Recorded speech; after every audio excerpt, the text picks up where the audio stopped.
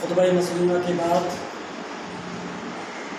میں نے جس آیت کریمہ کی تلاوت کا شرف حاصل کیا ہے اس میں رب کائنات ارشاد فرماتا ہے وَقَضَىٰ رَبُّكَ أَلَّا تَعْبُدُوا إِلَّا إِيَّاهُ، اور تیرے رب نے تم سے وعدہ لیا کہ تم اللہ کے سوا کسی کی عبادت نہیں کرو گے، اللہ کے سوا کسی کی بندگی نہیں کرو گے، وَبِالْوَالِدَيْنِ إِحْسَانًا، اور اپنے ماں باپ کے ساتھ حسن سلوک کرو گے۔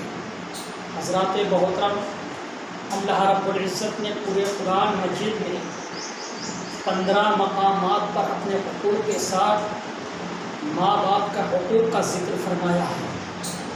یہ تو قرآن کی آیت کریمہ ہے۔ آئیے حدیث پاک سنتے ہوئے چلے۔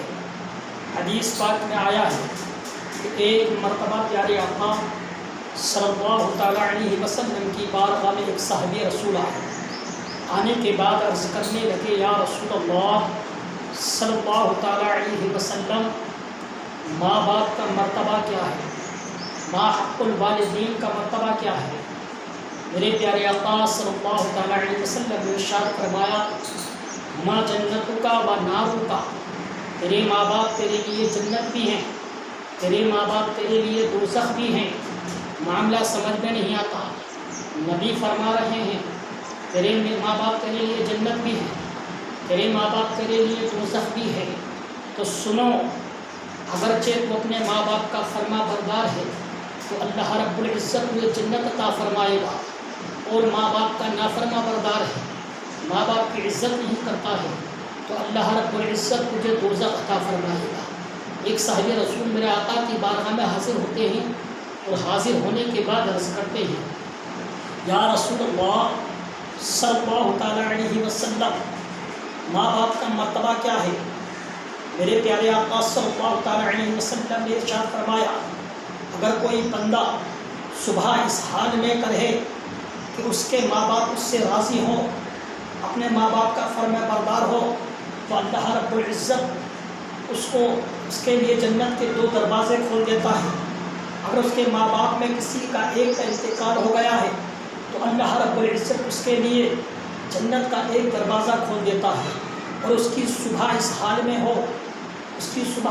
میں ہو کہ وہ اپنے ماں باپ سے ناراض ہو، اس کے ماں باپ اس سے ناراض ہو، تو اللہ رب العزت اس کے لیے جہنم کے 2 دروازے کھول دیتا ہے۔ اور ان میں سے کسی ایک کا انتقال ہو گیا ہے تو اللہ رب العزت اس کے لیے جہنم کے 1 دروازہ کھول دیتا ہے۔ صحابی رسول نے عرض کیا یا رسول اللہ صلی اللہ تعالیٰ علیہ وسلم، اگرچہ ماں باپ ظلم کریں تو میرے پیارے آقا سر و قلب سینا باغ مدینہ حضور تاجدار مدینہ صلی اللہ تعالیٰ علیہ وسلم نے ارشاد فرمایا وَإِن ظَلَمَاهُ 3 مرتبہ میرے آقا نے فرمایا اگرچہ تیرے ماں باپ تیرے ساتھ ظلم بھی کرے، اگرچہ تیرے ماں باپ تیرے ساتھ ظلم بھی کرے، اگرچہ تیرے ماں باپ تیرے ساتھ ظلم کرے تو اولاد کو یہ چاہیے کہ اپنے ماں باپ کا ادب کرے، اس حال میں بھی اپنے ماں باپ کی عزت کرے۔ یہ حدیث پاک ہے۔ آئیے اس بزرگان دین کی بارگاہ میں چلتے ہیں جو اللہ کے پیغمبر ہیں، اللہ کے نبی ہیں۔ موسیٰ علیہ السلام جب کوہ طور پہ جاتے تھے تو اللہ سے کلام کرتے تھے۔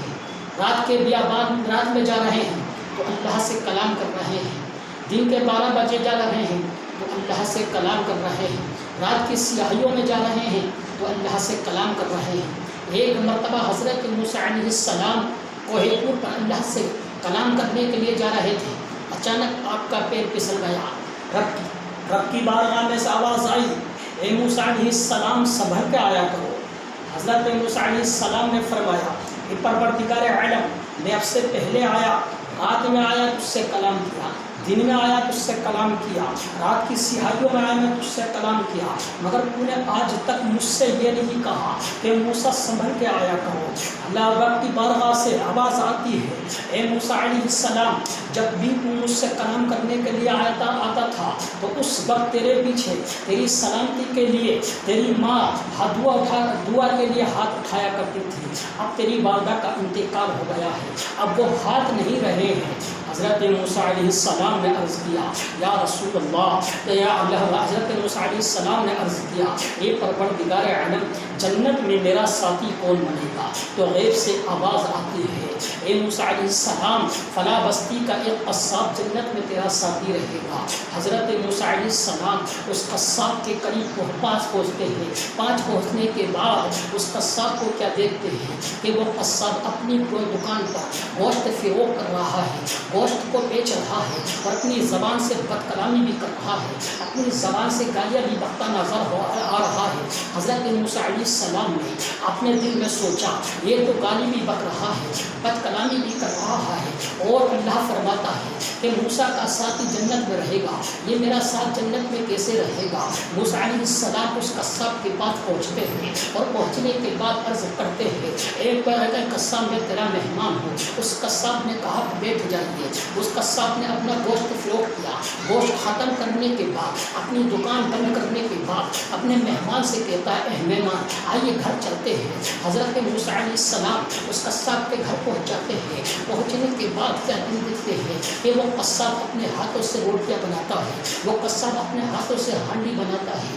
ہانڈی بنانے کے بعد حضرت موسیٰ علیہ السلام اپنے دل میں سوچتے ہیں کہ ابھی مجھ سے کھانے کو کہے گا، مگر وہ کھانا نکالنے کے بعد ایک طرف کو جاتا ہے، ایک کونے میں جاتا ہے۔ اس کونے میں اس کی بوڑھی ماں بیٹھی ہوئی ہے، ٹوٹی ہوئی چٹائی پر بیٹھی ہوئی ہے، جس کے منہ میں دانت نہیں ہے، وہ اپنے دانت نہیں ہے، وہ کھانا لے کر اپنی ماں کے پاس پہنچتا ہے۔ پہنچنے کے بعد ایک لقمہ توڑتا ہے اور اپنے منہ میں ڈالتا ہے، اسے خوب چباتا ہے۔ چبانے کے بعد اس لقمے کو اپنے منہ سے پھر سے باہر نکالتا ہے، نکالنے کے بعد پھر اپنی والدہ کے منہ میں دیتا ہے۔ اسی طرح سے اپنی والدہ کا پیٹ بھرا دیتا ہے۔ پیٹ بھرانے کے بعد وہ کہتا آ مہمان اب تیری باری ہے۔ حضرت موسیٰ علیہ السلام نے کھانا تناول فرمایا۔ کھانا تناول فرمانے کے بعد آرام کرنے کے لیے بستر لگا دیا۔ حضرت موسیٰ علیہ السلام آرام کرنے لگے تو رات کے 12 بجے ایک آواز آتی ہے، رات کی سیاہیوں میں ایک آواز آتی ہے کہ کوئی رونے والا رو رہا ہے، درد بھری آواز سے رو رہا ہے۔ حضرت موسیٰ علیہ السلام اپنے بستر سے اٹھتے ہیں تو کیا دیکھتے ہیں رونے والا اور کوئی نہیں تھا، وہ بوڑھی ماں تھی۔ وہ بوڑھی ماں عرض کر رہی تھی اے پروردگار عالم، میں اپنے بیٹے سے بہت خوش ہوں، میں اپنے بیٹے سے بہت راضی ہوں۔ میں جانتی ہوں میرا بیٹا اپنی زبان سے بد کلامی بھی کرتا ہے، میرا بیٹا گناہ گار ہے، میرا بیٹا سیاہ کار ہے، مگر میرے پروردگار عالم میرے سفید بالوں کی لاج رکھنا، میرے بیٹے کو حضرت موسیٰ علیہ السلام کا جنت میں ساتھی بنا۔ اتنا کہنا تھا۔ حضرت موسیٰ علیہ السلام عرض کرتے ہیں اے بوڑھی ماں، اے ضعیفہ ماں، اپنا سر سجدے سے اٹھاؤ، اللہ رب العزت نے تمہاری دعا قبول فرما لی۔ میں موسیٰ علیہ السلام ہوں۔ حضرت محترم اس لیے تو شاعر کیا خوب فرماتا ہے میرے سر سے میری ساری مصیبت ٹال دیتی ہے، میرے سر سے میری ساری مصیبت ٹال دیتی ہے، میرے دامن میں میری ماں دعائیں ڈال دیتی ہے، میرے دامن میں میری ماں دعائیں ڈال دیتی ہے۔ وہ جو چاہے حضرت محترم میری ماں میرے دامن میں دعائیں ڈال دیتی ہے۔ اگر پریشان ہو اندھیروں سے تو جاؤ ماں کے قدموں میں، اگر پریشان ہو اندھیروں سے